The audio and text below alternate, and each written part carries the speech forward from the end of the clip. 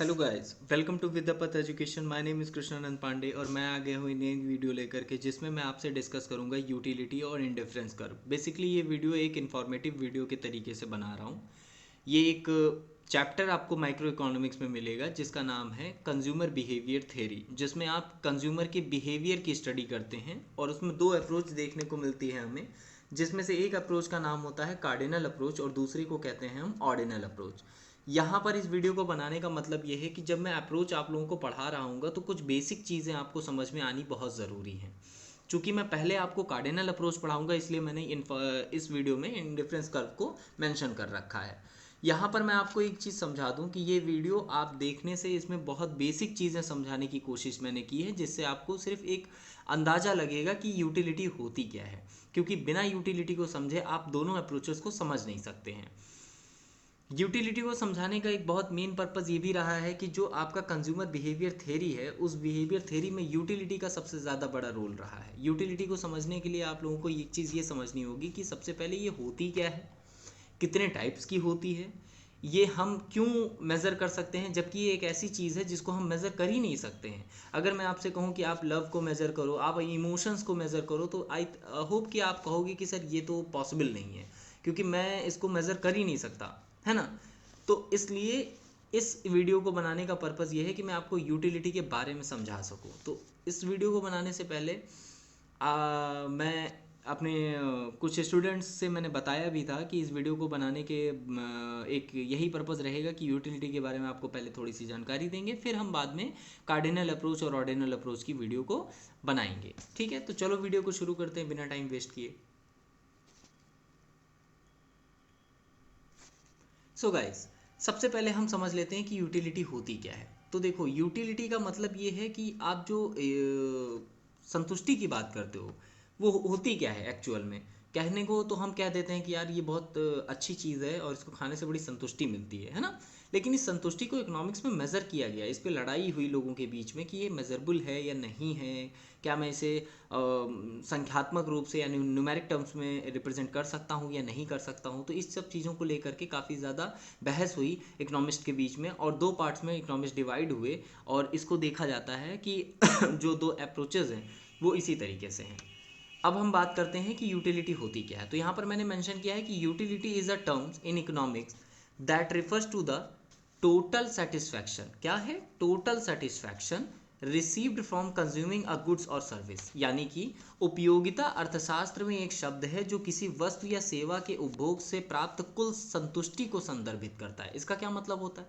देखो, इसका मतलब ये है कि यूटिलिटी को अर्थशास्त्र में एक शब्द की तरीके से देखा जाता है। ये कोई एक टॉपिक है जो हम ऐसे समझ सकते हैं कि जब कोई उपभोक्ता या कोई कंज्यूमर किसी भी गुड्स एंड सर्विसेज को कंज्यूम करता है, तो उससे मिलने वाली जो उसको संतुष्टि है, उसको हम कह सकते हैं कि वो यूटिलिटी है।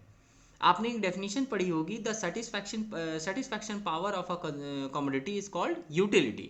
एक कमोडिटी के पास जो सेटिस्फैक्शन पावर होती है वो उस कमोडिटी की यूटिलिटी कहलाती है। कोई भी कमोडिटी आपके लिए ज़रूरी क्यों है? वो इसलिए ज़रूरी है क्योंकि उसके अंदर कोई ना कोई पावर है जो उस यूटिलिटी के ज़रिए आपकी सेटिस्फैक्शन को पूरा करती है। यानी कि यूटिलिटी जो है वो गुड्स की क्या है? एक तरह से पावर है।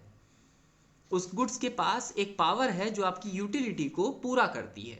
ठीक है, तो इस तरीके से इसको समझ सकते हो। अब अगर हम बात करें कि यूटिलिटी जो हमने पढ़ा है सर, ये यूटिलिटी बेसिकली कितने टाइप की होती है, तो यूटिलिटी को इकोनॉमिक्स में दो टाइप से बताया गया है। पहली यूटिलिटी जो है वो है टोटल यूटिलिटी, और जो दूसरी यूटिलिटी है वो है मार्जिनल यूटिलिटी। यहाँ पर दोनों यूटिलिटी को मैंने मेंशन कर रखा है, हम एक एक करके दोनों यूटिलिटी के बारे में पढ़ेंगे। तो सबसे पहले हम पढ़ेंगे टोटल यूटिलिटी के बारे में। हम देख लेते हैं टोटल यूटिलिटी क्या होती है। यहाँ पर मैंने टोटल यूटिलिटी की डेफिनेशन हिंदी इंग्लिश दोनों में दे रखी है, तो बाइलिंगुअल ये वीडियो बन रहा है, आपको कोई टेंशन नहीं है। आप इसका पीडीएफ अगर चाहते हो तो टेलीग्राम का लिंक मैंने डिस्क्रिप्शन में दे रखा है, वहाँ ज्वाइन कर लो। वहाँ से इस वीडियो का मैं पीडीएफ और लिंक दोनों ही टेलीग्राम में डाल देता हूँ। कई बार क्या होता है कि आप बेल नोटिफिकेशन का आइकन को प्रेस करते हो, लेकिन नोटिफिकेशन उस टाइम पे नहीं आती जिस टाइम पे वीडियो पब्लिश होती है। तो आप टेलीग्राम ज्वाइन कर लो, वहाँ पर आपको तुरंत पता चल जाएगा कि जब भी मैं कोई वीडियो बना के अपलोड करूँगा तो आपको पता चल जाएगा कि सर ने कोई वीडियो बनाई है, और आप इजीली जा करके पहले वो वीडियो देख सकते हो, ठीक है, बिना टाइम वेस्ट किए। तो चलो देखते हैं कि टोटल यूटिलिटी होती क्या है। टोटल यूटिलिटी के बारे में मैंने लिखा है कि total utility measures the aggregate satisfaction. याद रखना ये जो रेड वर्ड मैंने लिखे हुए हैं ना, ये इंपॉर्टेंट है, ये की वर्ड्स हैं पूरी डेफिनेशन के। तो aggregate satisfaction an individual receive from the consumption of a specific quantity. फिर दूसरा वर्ड मैंने स्पेसिफिक क्वांटिटी लिखा, ऑफ अ गुड और सर्विस। मतलब क्या है, total utility measures the aggregate satisfaction. जो टोटल यूटिलिटी होती है वो एग्रीगेट सेटिस्फैक्शन को देखती है, ना कि पर्टिकुलर किसी क्वांटिटी से मिलने वाली सेटिस्फैक्शन को। वो ये देखती है कि आपने टोटल कितना कंज्यूम किया और टोटल यूटिलिटी कितनी मिली, उसी को हम टोटल यूटिलिटी भी कह देते हैं, ठीक है। एक इंडिविजुअल किसी गुड्स एंड सर्विसेज को की एक स्पेसिफिक क्वांटिटी को कंज्यूम करने के बाद उसको जो टोटल यूटिलिटी मिलती है उसे हम टोटल यूटिलिटी के नाम से जानते हैं। हिंदी में अगर देखें तो कहते हैं कि कुल उपयोगिता व्यक्ति को किसी वस्तु या सेवा की विशिष्ट मात्रा के उपभोग से। विशिष्ट मात्रा मतलब वो नंबर में टोटल, जैसे किसी इंसान ने अगर एप्पल खाए, और यहाँ पर मैंने इसका एक एग्जांपल भी दे रखा है कि सपोज करो उसने 4 एप्पल खाए, तो ये स्पेसिफिक क्वांटिटी हो गई जिसे आप बता सकते हो कि टोटल कितने खाए हैं। उनसे मिलने वाली टोटल यूटिलिटी को अगर मैं ऐड कर दूंगा, यानी कि इन सब से मिलने वाली यूटिलिटी को मैं ऐड कर दूं, तो जो ये टोटल यूटिलिटी मिलेगी वही इसकी टोटल यूटिलिटी कही जाएगी, और स्पेसिफिक क्वांटिटी कही जाएगी कि 4 है। समझ में आ गई बात। अब इस एग्जांपल को समझ लेते हैं कि विशिष्ट मात्रा के उपभोग से प्राप्त होने वाली समग्र संतुष्टि को मापती है। तो टोटल यूटिलिटी क्या कहती है कि एक पर्टिकुलर स्पेसिफिक क्वांटिटी जितनी भी आपने यूज़ की है किसी गुड्स और सर्विस की, उसकी टोटल यूटिलिटी को आप सम कर लो यानी ऐड कर लो, वही टोटल यूटिलिटी होती है। कैसे समझेंगे, एग्जाम्पल के तौर पर हम इसको देखते हैं कि सपोज करें आप कि आपने 1 यूनिट किसी गुड्स एंड सर्विसेज की यूज़ की तो आपको टोटल यूटिलिटी 10 मिली, दूसरी जब आपने यूज़ की तो 18 मिली, और तीसरी यूज़ की तो 24 मिली, और उसके बाद जब चौथी यूज़ की तो आपको 30 मिली। तो अगर मैं कहूं कि आपको टोटल 4 यूनिट आपने स्पेसिफिक यूज़ की है और उससे मिलने वाली टोटल यूटिलिटी कितनी है, तो देन यहाँ पर मैंने मेंशन किया है कि TU अगर आपको पता करना है तो टोटल 4 यूटिलिटी आपने 4 यूनिट्स आपने यूज़ की हैं और उसकी टोटल यूटिलिटी 30 होगी, ठीक है। अब आप कहोगे कि सर आपने तो कहा था कि ऐड करना है, तो इन चारों को ऐड क्यों नहीं किया आपने। इसको हम ऐड इसलिए नहीं करते हैं, सपोज करो आपने 1 एप्पल खाया तो आपका पेट जो है, स्टमक, वो 10% भर गया, इसको परसेंटेज पे समझ लो, ये 10% भर गया। अब जब दूसरा खाओगे तो 18% और भरेगा, ऐसा तो नहीं है ना, ये 10% इसमें इंक्लूड है। यानी कि सेकंड वाला अगर एप्पल खाया है तो उसने टोटल आपका पेट कितना भरा है, तो वो ऐसे पता चलेगा वो सिर्फ 8% भर पाया है, ठीक है, क्योंकि पहले वाले ने 10% ऑलरेडी भर दिया था, इसलिए टोटल यूटिलिटी ऐड हो रही है ऑलरेडी, ठीक है। तो अगर मैं कहूँ कि 4 यूनिट को ऐड खाने के बाद एप्पल की आपको टोटल यूटिलिटी कितनी मिली, तो आप कहोगे कि 4 यूनिट को कंज्यूम करने के बाद हमें टोटल यूटिलिटी 30 मिली है। Is that clear. अब ये बात अगर आपको समझ में आ गई है तो अगर हम आगे बढ़ें तो हम देखते हैं कि अब मार्जिनल यूटिलिटी क्या होती है। तो मार्जिनल यूटिलिटी समझने के लिए आपको क्या करना है कि कुछ नहीं करना है, आपको बस ये देखना है कि marginal utility is the change in total utility. मैंने क्या बताया, change in total utility from consuming one more और one less of an item. किसी भी गुड्स एंड सर्विसेज की 1 यूनिट बढ़ाने या घटाने से, यानी कि वन मोर और वन लेस, घटाने या बढ़ाने से TU पे जो इम्पैक्ट पड़ता है उसे ही हम क्या कहते हैं, मार्जिनल यूटिलिटी कहते हैं। इसको कैसे देखेंगे, सपोज करो ये पिछला वाला इतना पार्ट हमने पीछे वाले से कॉपी किया है, ठीक है। अब सपोज करो हमने कह दिया कि फर्स्ट 1 एप्पल आपने खाया तो 10 मिली। अब चूंकि इससे पहले कोई एप्पल तो खाया नहीं था आपने, क्यों, इससे पहले कोई एप्पल खाया है आपने, नहीं खाया है, इससे पहले आपने 0 खाया यानी कुछ नहीं खाया, तो उससे मिलने वाली TU भी आपकी कितनी होगी, 0 होगी, और MU भी 0 हो जाएगी। लेकिन जब आपने 1 एप्पल खाया तो 10 मिली, तो 10 से पहले तो यूज़ नहीं किए थे, तो हम इसको तो बता नहीं सकते कि MU नेक्स्ट ही, MU कहती है कि नेक्स्ट यूनिट खाने से आपको कितनी मिल रही है, तो नेक्स्ट तो यहाँ से स्टार्ट होगा, तो इसलिए हम इसको डैश कर देते हैं, या आप इसकी जगह पे 10 भी मेंशन कर सकते हो। Is that clear. अब जब आपने दूसरी यूनिट खाई तो आपको 18 मिली, तो 18 में से 10 को जब माइनस करोगे तो टोटल क्या आएगा, 8 आएगा। तो यानी कि सेकेंड यूनिट एप्पल की खाने से आपको जो यूटिलिटी मिली है वो है 8। ऐसे ही थर्ड एप्पल जब खाया तो 24 मिली, टोटल हो गई 24, और 24 में से 18 को माइनस करेंगे तो आएगा 6। बात समझ में आ गई। यानी कि 18 में से 6 को माइनस करो 8, 24 में से 18 को माइनस करो 6, और 30 में से 24 को माइनस करो 4। यानी कि अगर मैं कहूँ कि पर्टिकुलरली पिछले वाले में एग्जांपल में टोटल में आपने ये देखा कि आपने टोटल यूटिलिटी कितनी कमाई, लेकिन अगर मैं आपसे पूछ लूँ कि सेकंड एप्पल जब खाया तो उससे मिलने वाली, सेकंड एप्पल से ही मिलने वाली यूटिलिटी बताओ, उसको मैं फर्स्ट इंक्लूड नहीं होना चाहिए।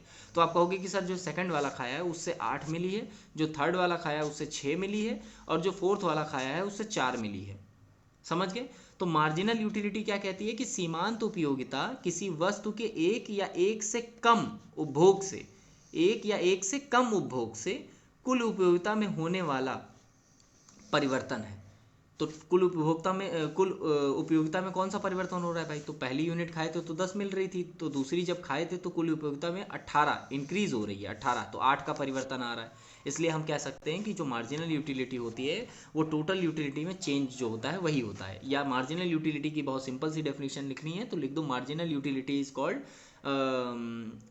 Marginal utility is the change in total utility. Simple सी बात है, या change in total utility is called marginal utility. I hope आपको समझ में आ गया है और सारी चीज़ें अब क्लियर हैं। ठीक है, तो अब हम बढ़ते हैं आगे।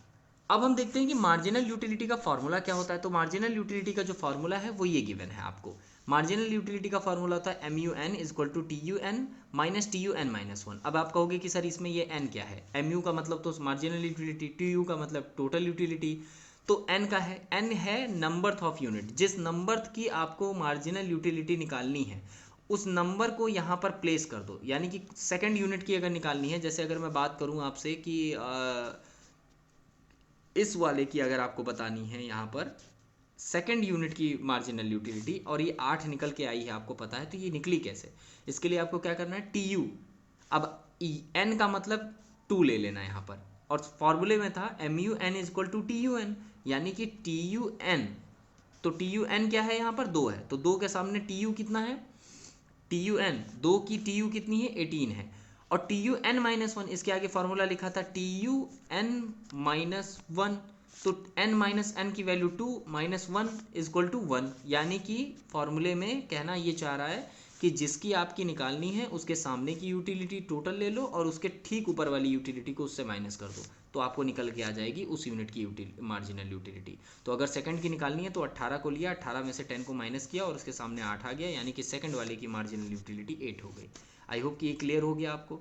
आगे बढ़ते हैं, अब बात करेंगे अप्रोचेस की। तो देखो यूटिलिटी को अप्रोच, मैंने बताया ना कि यूटिलिटी को देखने का नज़रिया अलग अलग तरीके से था। क्लासिकल इकोनॉमिस्ट ने अलग तरीके से देखा, नियो क्लासिकल ने उन्हीं के तरीके पॉइंट ऑफ व्यू को अपना लिया, और जो मॉडर्न इकोनॉमिस्ट आए उन्होंने यूटिलिटी को अलग तरीके से देखा। तो जो इनके देखने का दृष्टिकोण था, जो इनके देखने का पॉइंट ऑफ व्यू था, जो अप्रोच थी वो अलग अलग थी। इसीलिए यूटिलिटी को अलग अलग दो अलग अलग अप्रोचेज में बांटा गया। और इसमें बेसिकली हम देखने को पाते हैं कि इस अप्रोच में दो तरह के इकोनॉमिस्ट को दो कैटेगरीज में बांटा गया। एक क्लासिकल इकोनॉमिस्ट और नियो क्लासिकल को एक तरफ रखा गया, और जो मॉडर्न इकोनॉमिस्ट थे उनको एक तरफ रखा गया। तो जो क्लासिकल और नियो क्लासिकल थे, ये जिस अप्रोच के पक्षधर थे, यानी जिस अप्रोच को ये मानते थे उसे हम कहते हैं कार्डिनल अप्रोच, और जो मॉडर्न इकोनॉमिस्ट मानते हैं उसे कहते हैं ऑर्डिनल अप्रोच। अब इसको समझ लेते हैं कि ये दोनों हैं क्या। ये यूटिलिटी को देखने के तरीके हैं, या यूटिलिटी को देखने का एक नज़रिया है। कार्डिनल अप्रोच कहता है कि utility is measured based on utils. जैसे आप लेंथ को मेजर करते हो किलोमीटर में, ठीक है, हेक्टोमीटर में, सेंटीमीटर में, वैसे यूटिलिटी को मेजर किया जाता है यूटिल्स में, यूटिल्स में, ठीक है। ये एक मेजरमेंट यूनिट दे दी उन्होंने। अब अगर हम बात करें कि ऑर्डिनल अप्रोच वहीं क्या कहता है, तो वो कहता है utility is rank based on satisfaction. Ordinal देखने से लगता है कि ये कहीं ऑर्डर लिखा जा रहा था और ऑर्डिनल लिख गया, है ना, क्योंकि ऑर्डर की स्पेलिंग में ODR आता है और इसमें भी ODR आ रहा है। तो ऑर्डिनल कहता है कि मैं यूटिलिटी को मेज़र नहीं कर सकता, मैं यूटिलिटी को मेज़र नहीं कर सकता, बल्कि यूटिलिटी को रैंक कर सकता हूँ। जैसे एक एप्पल खाया था तो 10 मिल रही थी, और दूसरे वाले को अगर खाऊंगा तो अगर मुझे 12 मिल जाए, सपोज करो कि 12 मिल जाए, तो मैं कहूँगा कि दूसरा वाला पहले नंबर पे आएगा और पहला वाला दूसरे नंबर पे आएगा, क्योंकि पहले वाले से ज़्यादा मिली थी और दूसरे वाले से कम मिली थी। लेकिन जब आपसे कहा जाए मुझे असेंडिंग ऑर्डर में लगा करके बताओ, तब आप कहोगे कि पहले नंबर पे और दूसरे नंबर पे, पहला वाला एप्पल 10 दिया और दूसरा वाला एप्पल 12 दिया, तो असेंडिंग ऑर्डर ये आपका हो जाएगा, ठीक है। अब अगर हम बात करें दूसरा पॉइंट ऑफ व्यू क्या कार्डिनल अप्रोच मांगता है, तो कार्डिनल कहता है कि इट इज़ लेस प्रैक्टिकल। कहने का मतलब इसके ये है कि ये जो यूटिलिटी अप्रोच है, कार्डिनल खुद कहते हैं कि ये लेस प्रैक्टिकल है, इसको हम व्यवहारिक नहीं कह सकते, ये नॉर्मल जीवन में या सामाजिक जीवन में ये अप्रोच लागू नहीं कर पाएंगे, क्योंकि जब भी हम बात करेंगे ऐसी तो लोग हमें बेवकूफ़ समझेंगे। वो कहेंगे अच्छा ठीक है, यूटिलिटी को मेजर किए हो ना, हम रोए हैं, सपोज करो क्या है, हमने क्राई किया है, क्या किया है, हम क्राई किए हैं, तो जरा बताओ मैंने कितना क्राई किया है, तो हम आंसुओं की गिनती तो करने नहीं जाएंगे। या सपोज करो आपसे कह दिया गया कि आपकी मम्मी आपको बहुत प्यार करती हैं, तो उस लव को मेज़र करके दिखाओ कि वो कितना प्यार करती हैं, तो आप ये तो कहोगे कि नहीं 2 kg लव करती हैं, ठीक है। इसलिए इसको सिर्फ किताबों तक रखा जाए तो ज़्यादा बेटर होगा, ये इनका मानना था। अब यहीं पर ये आकर के फंस जाते हैं, और यही रीज़न है कि कार्डिनल से फिर ऑर्डिनल अप्रोच की उत्पत्ति होती है या ऑरिजिन होती है। और यहीं पर जो ऑर्डिनल अप्रोच है वो क्या कहता है, it is more practical and sensible. वो कहता है कि ये एक ऐसा व्यवहारिक सिद्धांत है, ये कहते हैं व्यवहारिक नहीं है, और ये कहता है व्यवहारिक है। भाई कंज्यूमर की बात हो रही है, और कंज्यूमर इकोनॉमिक्स का बेस होता है, इकोनॉमिक्स का बेस कंज्यूमर ही होता है, सारे गुड्स एंड सर्विसेज का कंजम्पशन कंज्यूमर करता है। और अगर हम कंज्यूमर की ही किसी चीज़ को निगलेक्ट कर देंगे तो ये तो बहुत गलत बात हो जाएगी, ठीक है।